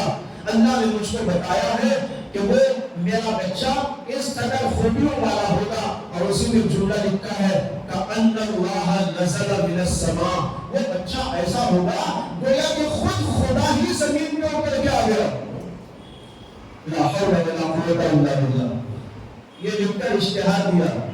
اب لوگ انتظار کرتے دیکھیں کہ کیا بچہ ایسے پیدا ہوتا ہے. اس کے بعد جو پیدائش کا وقت آیا وضع حمل کا, تو وہاں بچے کی جگہ بچی پیدا ہو گئی. بچے کی جگہ بچی پیدا ہو گئی. اللہ نے وہیں اس کو چھوٹا کر کے دکھا دیا اور یہ بتا دیا کہ یہ اللہ کی طرف سے نہیں ہے, تو شیطانی الہام ہے. اس نے اس کے بعد میں ایک مکاری میں عیاری نے کی کہ اس نے کہا میں نے یہ کب کہا تھا کہ اسی حمل سے وہ ہوگا, ہو سکتا ہے کہ اس کے بعد بھی کسی حمل سے وہ بچہ پیدا ہو. اس لیے اب جو ہے پھر اس کے بعد اس کی دو بیویاں تھی اور ایک بیوی کو حمل ٹھہرا, تو پھر اس نے اشتہار دیا وہ بچے کے پیدا ہونے کا زمانہ آ گیا ہے جس کے بارے میں مجھے اللہ نے بتایا تھا کہ ایسا اور ایسا اور ایسا ہوگا خوبیوں والا. اب لوگ انتظار میں تھے. اس کے بعد پیدائش ہوئی تو بچہ ہی ہوا. اب لوگ انتظار میں تھے کہ دیکھیں کیا ہوتا ہے, لیکن چند دنوں کے بعد وہ بچہ مر گیا.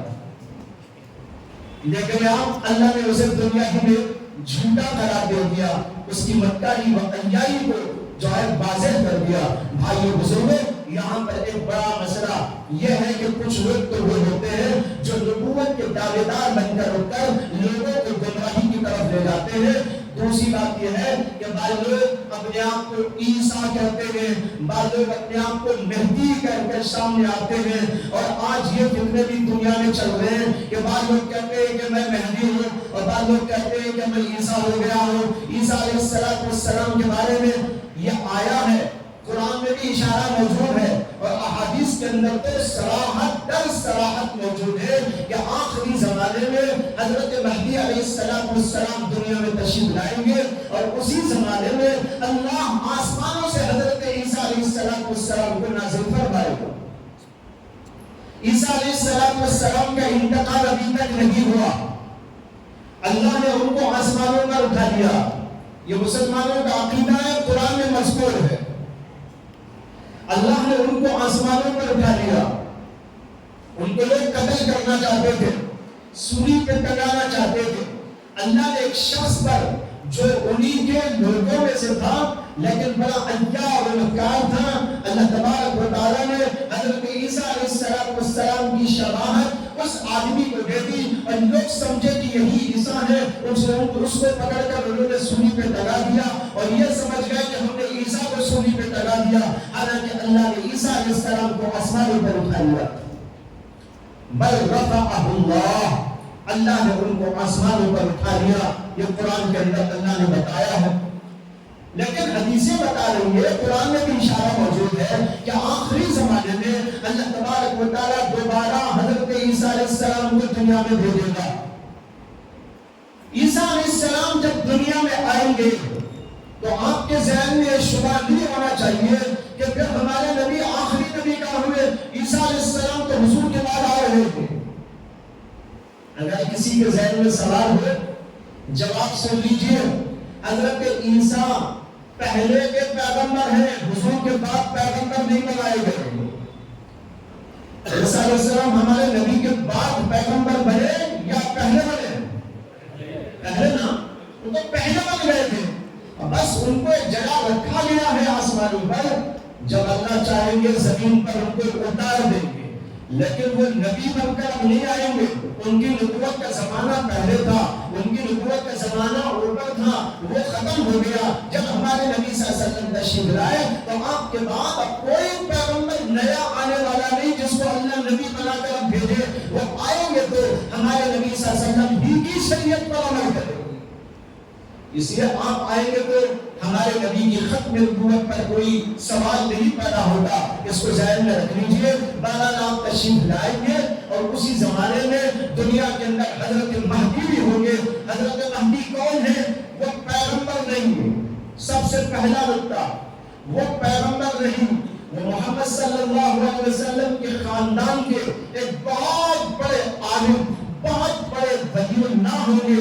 اللہ ان کو عرفانی مقامات پر پہنچایا ہوا ہوگا. اللہ تبارک و تعالیٰ ان کے درجات کو بہت بلندی پر پہنچایا ہوا ہوگا. وہ ہمارے نبی صلی اللہ علیہ وسلم کے خاندان میں سے ہوں. آپ نے ارشاد فرمایا مہدی آئیں گے، مہدی کا نام میرے نام کی طرح محمد ہوگا، ان کے باپ کا نام میرے والد کے نام کی طرح عبداللہ ہوگا، ان کی والدہ کا نام میری والدہ کے نام کی طرح آمینہ ہوگا. وہ میرے خاندان سے ہوں گے اور ایسے ایسے کمالات والے ہوں گے. اور جب دنیا میں تشریف لائیں گے اور پھر ایسا ہوگا کہ دنیا بھر کے اندر جو ہے عدل و انصاف کو قائم کر دیں گے. اور اسی زمانے میں عیسیٰ علیہ السلام تشریف لائیں گے. حضرت عیسیٰ اور مہدی یہ دونوں کے دونوں مل کر دجال کو ختم کریں گے. دجال کے ساتھ میں جنگ ہوگی اور اس کو ختم کرنے کے لیے یہ دونوں کے دونوں اسلامی افواج کو لے کر لڑیں گے اور جہاد ہوگا. اور سب سے بڑا دنیا کا جہاد ہوگا. یہ سب باتیں حدیثوں میں موجود. اور پھر اس کے بعد حضرت مہدی علیہ السلام ساری دنیا میں امیر المومنین ہوں گے، یعنی بادشاہ ہوں گے. اسلامی بادشاہت ان کے ساتھ میں ہوگی اور پوری دنیا کے وہ امام اور پوری دنیا کے بادشاہ ہوں گے اور دنیا بھر میں عدل و انصاف کو قائم کر دیں گے. جب دنیا میں تشریف لائیں گے دنیا کے اندر جنگیں برپا ہوگی. جب دنیا میں تشریف لائیں گے عدل و انصاف کی جگہ ظلم کا دورہ ہوگا، قتل کا دورہ ہوگا، بدکاریوں کا دورہ ہوگا، خبائث و رذائل کا دورہ ہوگا. بڑا ہی نکما دور ہوگا. اس زمانے میں حضرت مہدی دنیا میں تشریف لائیں گے اور یہ واقعات پیش آئیں گے. اور پھر اس کے بعد حضرت مہدی علیہ السلام کے ذریعے سے دنیا بھر کے اندر اسلامی حکومت قائم ہوگی اور ان کی اسلامی حکومت میں عدل و انصاف جگہ جگہ قائم ہوگا. ظلم کا نام و نشان مٹ جائے گا. برکتیں ہی برکتوں کا ظہور ہوگا. ہر جگہ پر خوبیاں ہی خوبیاں ہوں گی، یہاں تک کہ پوری دنیا اسلام کے اندر داخل ہو جائے گی. یہ ہے حضرت مہدی جو پیغمبر نہیں، ہمارے نبی کے امتی، آپ کے خاندان کے بہت عظیم الشان فرد، بہت بڑے عالم، بہت بڑے ولی اللہ ہوں گے اور عرفانی مقامات پر پہنچے ہوئے ہوں گے. اللہ ان کے ذریعے سے ساری دنیا کے اندر ہدایت کو عام فرما دیں گے. ظلم کا دورہ ختم ہو کر عدل و انصاف کا بول بالا ہوگا. یہ صورتحال ہوگی. یہ آخری زمانے میں ہونے والا ہے. ہمارے نبی کی احادیث میں اس کا تذکرہ ہونے کی وجہ سے ہمیں اس کا ماننا ضروری ہے کہ حضرت مہدی آئیں گے. یہاں پر علماء کرام بھی خاص طور پر نوٹ کر لیں اور عوام الناس سے بھی گزارش کرتا ہوں. ایک اہم نکتہ ہے، اس کو ذرا سا سمجھنے کی کوشش کریں. وہ یہ ہے کہ حضرت مہدی کے بارے میں یہ سمجھنا کہ حضرت مہدی ہمارے نبی کے کہنے کی وجہ سے ضرور بھی ضرور دنیا میں تشریف لائیں گے اور یہ کارنامے انجام دیں گے. اتنا ماننا ہمارے نبی کی احادیث پر ایمان رکھنے کے لیے ضروری ہے. لیکن مہدی کے آنے پر مہدی کو دیکھ کر یوں کہنا آمنت بالمہدی یہ ضروری نہیں ہے. بات سمجھ میں آئی؟ غور سے سن لیجیے. ایک تو یہ ہے کہ حدیثوں میں آیا ہے، حضور نے بتایا مہدی آئیں گے، تو مہدی کے آنے پر حضور کی باتوں پر یقین کرتے ہوئے ایمان لانا یہ ضروری ہے. لیکن براہ راست مہدی کو یوں ماننا آمنت بالمہدی، جیسے ہم کہتے ہیں آمنت بمحمد، آمنت باللہ، یہ ضروری نہیں. اس لیے کہ وہ نبی بن کر نہیں آئیں گے، وہ امتی بن کر آئیں گے. ایک بہت بڑے عالم و فاضل ہوں گے. جیسے کسی عالم کو آپ یوں کہنا ضروری نہیں آمنت بہذا العالم، میں اس عالم کو عالم مانتا ہوں، یہ کوئی ضروری نہیں. مہدی کے اوپر بھی ایمان لانا ضروری نہیں. ہاں، ہمارے نبی کی احادیث پر ایمان لانا ضروری ہے.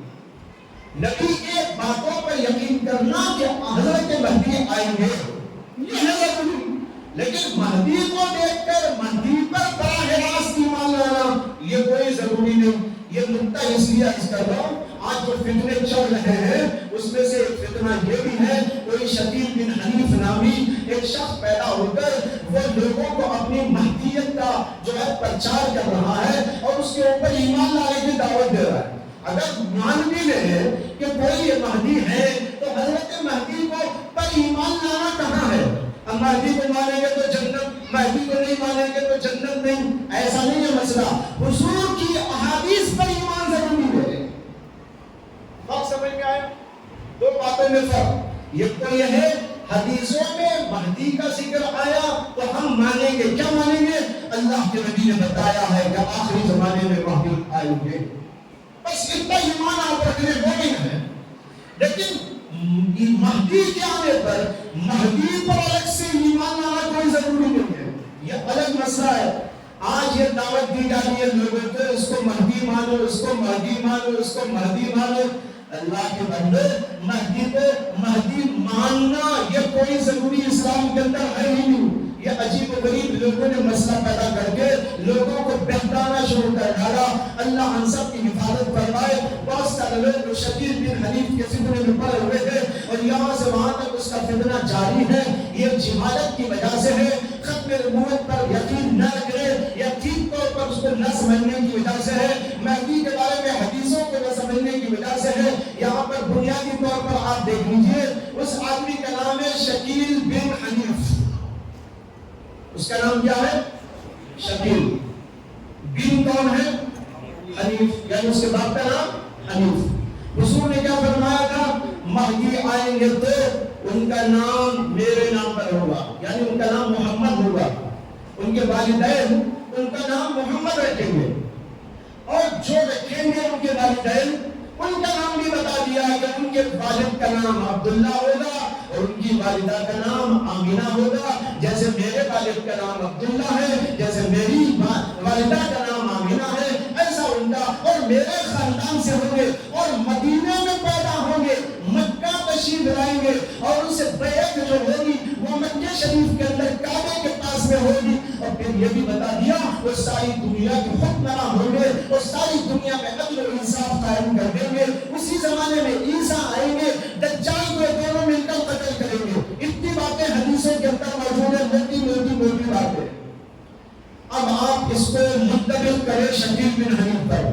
شکیل بن حنیف کا نام محمد نہیں، اس کا نام شکیل ہے. وہ مہدی ہو سکتا ہے؟ موٹی سی بات. لیکن کتنے بیوقوف ہیں وہ لوگ جو اس کو جا کر مہدی مان رہے ہیں. اس کا نام تو ہے شکیل. حدیثیں کہہ رہی ہے مہدی کا نام محمد ہوگا، تو یہ کیسے ہو سکتا ہے مہدی؟ اور اللہ کے نبی نے بتایا کہ ان کے باپ کا نام میرے والد کے نام کی طرح، ان کی والدہ کا نام میری والدہ کی طرح ہوگا. اور اس کے باپ کا نام تو شکیل ہے اور مجھے خبر نہیں کہ ماں کا نام کیا ہے، لیکن باپ کا نام تو عبداللہ نہیں ہے، اس کا نام تو شکیل ہے. اب یہ شکیل بن حنیف ہے اور جو مہدی آئیں گے وہ محمد بن عبداللہ ہوں گے.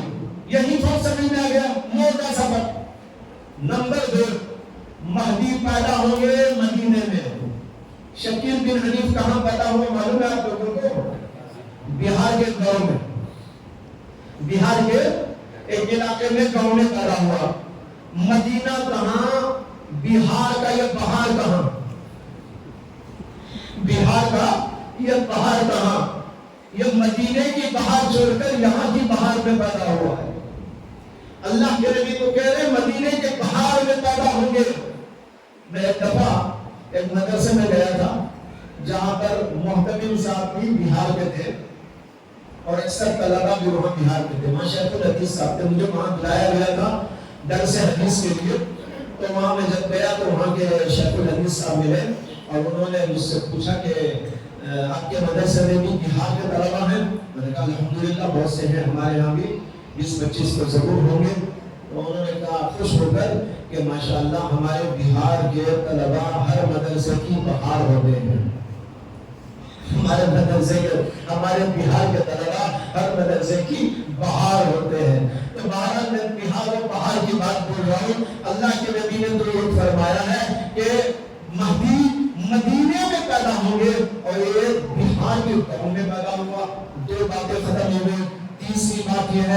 کہ اللہ کے نبی نے فرمایا ان سے بیعت لی جائے گی تو وہ مکے میں لی جائے گی، اور اس سے جو لوگ بیعت کرنے جا رہے ہیں وہ کہاں جا رہے ہیں؟ اورنگ آباد میں بیعت ہو رہی ہے اس کی۔ یہی معلوم ہو گیا کہ جھوٹا ہے، نام میں جھوٹا، باپ کے نام سے جھوٹا، ماں کے نام سے جھوٹا ثابت ہوا، اپنے علاقائی اعتبار سے جھوٹا ثابت ہوا، بیعت کے لحاظ سے بھی جھوٹا۔ مہدی کی بیعت تو مکے شریف میں کعبے کے پاس میں ہوگی، اور اس سے بیعت کرنے والے یہاں جا کے بیعت ہو گئے۔ چوتھی بات یہ ہے، نبی اکرم صلی اللہ علیہ وسلم نے بتایا جس زمانے میں مہدی ہوں گے اسی زمانے میں عیسیٰ بھی آئیں گے، تشریح کے ساتھ حدیث موجود ہے۔ آپ نے فرمایا کہ عیسیٰ علیہ السلام کو آسمانوں سے اتارا جائے گا، وہ کسی نئے ماں باپ سے پیدا نہیں ہوں گے۔ یاد رکھیے حضرت عیسیٰ کے بارے میں مسلمانوں کا عقیدہ کیا ہے؟ وہ اب نہیں پیدا ہوں گے، وہ تو پہلے پیدا ہو چکے ہیں۔ اللہ نے ان کو آسمانوں پہ اٹھا لیا ہے، آج وہ آسمانوں پر موجود ہے۔ جب اللہ چاہے گا آسمانوں سے فرشتوں کے ذریعے ان کو اتارے گا۔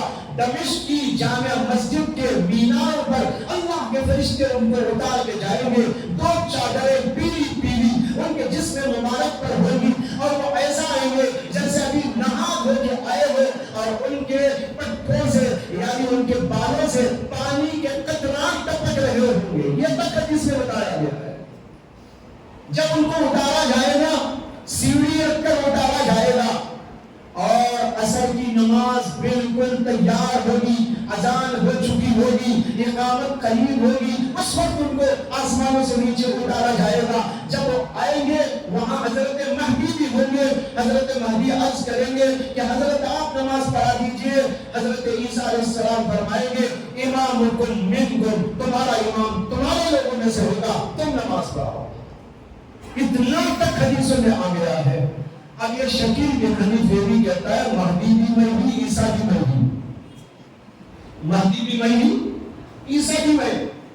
ارے نہیں، دو الگ الگ شخصیتیں ہیں نا۔ یہ مہدی تو اب پیدا ہوں گے، جب پیدا ہوں گے وہ ماں باپ سے اب پیدا ہونے والے۔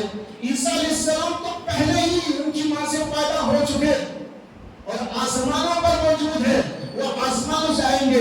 یہ دو الگ الگ شخصیات، یہ کہتا دونوں میں ہی ہوں، وہ بھی میں ہی یہ بھی میں ہی۔ یہ کیسا ہو سکتا ہے؟ یہ تو ایسا ہے جیسے کہنے لگے کہ جو ہے زید بھی بکر دونوں ایک ہی ہے، یہ زید ہے بکر یہ دونوں مل کے ہو سکتا ہے؟ حضرت عیسیٰ الگ ہے، ان کی شخصیت الگ ہے، وہ اب موجود ہے، وہ پیدا نہیں ہوں گے، اور مہدی تو پیدا ہوں گے۔ حضور کے زمانے میں تو نہیں تھے، وہ عیسیٰ تو پہلے سے موجود۔ کتنا بڑا فرق ہے! یہ دھوکے بازی دی جا رہی ہے حدیثوں کے خلاف، تمام مسلمانوں کے عقیدوں کے خلاف۔ وہ کہتا ہے میں عیسیٰ بھی ہوں، میں مہدی بھی ہوں، نعوذ باللہ۔ یہ فرق یاد رکھیے، حضرت عیسیٰ الگ سے تشریف لائیں گے اور یہ صورتحال ہوگی، اور یہ دونوں کے دونوں مل کر دجال کو ختم کریں گے۔ سوال یہ ہے کہ شکیل بن حنیف نے کتنے دجالوں کو ختم کیا ہے؟ یہ تو ابھی تک کوئی دجال آیا نہیں ہے، چھوٹے موٹے دجال تو ہیں، وہ بھی ایک دجال ہی ہے۔ اسے اگر دجال کہتے ہیں اس کو جو دھوکے بازی کرتا ہے۔ دجال کے معنی کیا ہے؟ دھوکے بازی، فریب کاری، حق کو باطل، باطل کو حق کرنے والے کو دجال کہتے ہیں۔ اب جو بھی یہ کرتا ہے وہی اس کا مصداق ہے، لیکن ایک بڑا دجال ہوگا جو سارے دجالوں کا بادشاہ ہوگا، وہ آخری دور میں آئے گا اور وہ عجیب عجیب تماشے دکھائے گا، حق کو باطل، باطل کو حق کر ڈالے گا، اور لوگوں کو جو ہے اپنے خدائی کا جو ہے اپنی خدائی کی دعوت دے گا۔ بہت سارے لوگ اس کے فتنے کے اندر مبتلا ہو جائیں گے، وہ عجیب عجیب کرتب تماشے بھی دکھاتا جائے گا۔ حدیث میں ہے کہ یہ حضرات اس کو ختم کریں گے، اور کہاں ختم کریں گے وہ تک بھی بتایا، باب لد پر ختم کر پائیں گے۔ اتنی ساری وضاحتیں موجود۔ اب اس کے بعد کوئی ہے جو یہ سمجھ سکتا ہے کہ یہ جو شکیل بن حنیف ہے وہی مہدی ہے؟ کسی کا ذہن مانتا ہے بھائی؟ لوگ اگر کسی کو مانتا ہو تو ہاتھ اٹھا دو۔ اگر کسی کا دل کہتا ہے ہاں ہاں وہ مہدی ہو سکتا ہے، اگر کسی کے ذہن میں کوئی تعبیر ہو تو یہاں پوچھ لو، میں اس کا جواب دینے کے لیے بھی تیار ہوں۔ امید ہے کہ آپ میں سے کوئی ایسا نہیں کہہ سکتا۔ اب وہ لوگ ہاتھ اٹھا دے جو یہ کہتے ہیں یا سمجھتے ہیں کہ وہ قطعاً مہدی ہو نہیں سکتا۔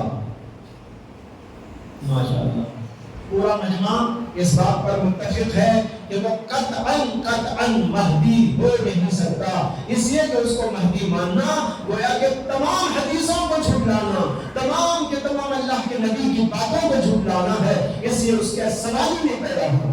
تو میں نے کئی فروق آپ کو بتا دیے، ان سے ہر آدمی سمجھ سکتا ہے، پہلے اس کا نام، پھر اس کے باپ کا نام، پھر اس کی ماں کا نام، پھر اس کا پیدائشی مقام، پھر اس کا کارنامہ۔ حضور اکرم صلی اللہ علیہ وسلم نے کیا بتایا؟ وہ ساری دنیا کی حکمرانی کریں گے، اور ساری دنیا میں اسلام کو پھیلا کر کفر کو ختم کر ڈالیں گے، اور پوری دنیا ان کے ہاتھ پر ایمان لائے گی۔ یہ بھی حدیثوں کے اندر موجود ہے۔ اب ذرا میں پوچھتا ہوں ان لوگوں سے جو شکیل بن حنیف کو مہدی مان رہے ہیں، شکیل بن حنیف تو اپنی ایک جو ہے چھوٹی سی جگہ میں چھپ کے بیٹھا ہوا ہے، وہ احکم وہ جو ہے حاکم مسلمین کا ہو جائے گا، امیر المومنین کا ہو جائے گا، اسے اتنی بھی ہمت نہیں ہے کہ وہ سامنے آ جائے کسی مسجد میں نماز پڑھ لے۔ اسے اتنی بھی ہمت نہیں ہے کہ کسی مسلمانوں کی مسجد میں نماز پڑھ لے۔ جب نماز بھی پڑھنے نہیں آ سکتا، وہ امیر المومنین کیسے ہو سکتا ہے؟ اور امیر المومنین ہو کر پوری دنیا میں حکومت کیسے چلا سکتا ہے؟ اس کے اندر دم خم اتنا بھی نہیں ہے کہ وہ باہر نکل جائے۔ لا حول ولا قوت الا باللہ۔ اتنا ڈرپوک آدمی مہدی ہو سکتا ہے؟ بھائیو، مہدی تو وہ ہے جو ساری دنیا کے اندر للکار لگائیں گے اور کفر کے پرچے اڑا دیں گے، دنیا کے اندر ظلم کو ختم کر ڈالیں گے، دنیا کے اندر عدل و انصاف کا پل بڑا کر دیں گے۔ اب بتاؤ کہ دنیا کے اندر عدل زیادہ ہے یا ظلم زیادہ ہے؟ یہ اگر مہدی یا آگے ہوتا، یہی مہدی ہوتا تو ظلم ختم ہو جاتا، لیکن روز قتل ہو رہا ہے، روز ظلم ہو رہا ہے، روز حکومتیں ظلم کر رہی ہے، ہر جگہ پر یہاں سے وہاں تک ظلم کے تماشے ہی تماشے نظر آ رہے ہیں۔ مسلمانوں کو ہر جگہ تنگی ہے، پریشانی ہے۔ یہ کیسا مہدی ہے جو چھپ کے بیٹھا ہوا ہے؟ مہدی آئیں گے تو ساری دنیا میں امن قائم کر دیں گے اور ایسی للکار لگائیں گے، مودی تو مودی، کوئی اور بھی ہو تو اس کے کم میں خم نہیں ہوگا۔ سمجھ میں آ رہی ہے بات؟ یہ ایسا ہے مہدی، باہر نہیں نکل سکتا، مسجد میں نہیں آ سکتا، کسی سے مصافحہ نہیں کر سکتا۔ ذرا میرے سے ملنے آگے بولیے کہ آ جائے، میں معلوم مہدی ہے۔ اتنی بھی ہمت نہیں۔ ایسا آدمی مہدی ہو سکتا ہے؟ ساری دنیا میں امن پھیلانے والا، ساری دنیا سے ظلم ختم کر دینے والا، دجال کا مقابلہ کرنے والا، وہ دجال جو ساری دنیا کے اندر فتنہ مچائے گا، جو ساری دنیا کے اندر ظلم کا نمونہ قائم کر دے گا، جو ساری دنیا کو اپنی دعوت دے دے کر کافر بنا دے گا۔ حضرت مہدی اور حضرت عیسیٰ مل کر اس کے پاخچے اڑا دیں گے اور باب لطف پر اس کو ختم کر ڈالیں گے۔ بتاؤ اس نے کون سا کارنامہ انجام دیا ہے؟ جب کچھ بھی نہیں ہے، یہ چھوٹے دعوے، مکاری و عیاری، لوگوں کے ایمان پر ڈاکہ ڈالنا، لوگوں کے ایمان کو سخت کرنے کی فکر کرنا۔ بھائیوں، ہم میں سے ہر ایک کو چاہیے کہ اپنے جگہ پر اپنے عقیدوں کو مضبوط کرے، اپنے بھائیوں کے عقیدوں کو مضبوط کرے، یہاں سے وہاں اس کی ایک ہلچل مچائے جس کی وجہ سے لوگوں کے دل و دماغ کے اندر اچھی طرح بیٹھ جائے، بس جائے، مہدی کون ہوتے ہیں، ان کے کارنامے کیا ہوتے ہیں، حضرت عیسیٰ علیہ السلام کون ہیں، وہ آئیں گے تو کیسا آئیں گے اور دنیا میں کیا کریں گے۔ اور یہ مہدی جو بن کے بیٹھا ہوا ہے، اس میں اور حضرت مہدی جو اصلی ہے ان میں کتنا بڑا فرق ہے، عظیم الشان فرق ہے۔ یہ آپ کو لوگوں کے اندر بار بار بیان کرتے اپنے بھائیوں میں، اپنے دوستوں میں، اپنے مختلف جانکار لوگوں میں بات کو پھیلا کر ان کے عقیدوں کو مضبوط کرنے کی ضرورت ہے۔ اللہ تعالیٰ سے دعا ہے اللہ تبارک و تعالیٰ ہمارے ختم نبوت کے عقیدے کو مضبوط کرے اور نبی اکرم صلی اللہ علیہ وسلم پر سچا و پکا ایمان عطا فرمائے اور آپ کی تمام احادیث پر پر جو ہے پورے طور پر اطمینان کے ساتھ سمجھ کر عمل کی توفیق عطا فرمائے۔ اللہ ہمیں ہر قسم کے فتنوں سے، ہر قسم کے شرور سے، ہر قسم کی جو ہے دغا بازیوں سے، فریب کاریوں سے اللہ تعالیٰ ہم کو محفوظ رکھے، اور ہم میں سے ہر مسلمان کے عقیدے کو اور اس کے ایمان کو اللہ تبارک و تعالیٰ جینا عطا فرمائے۔ وآخر دعوانا ان الحمد للہ رب العالمین۔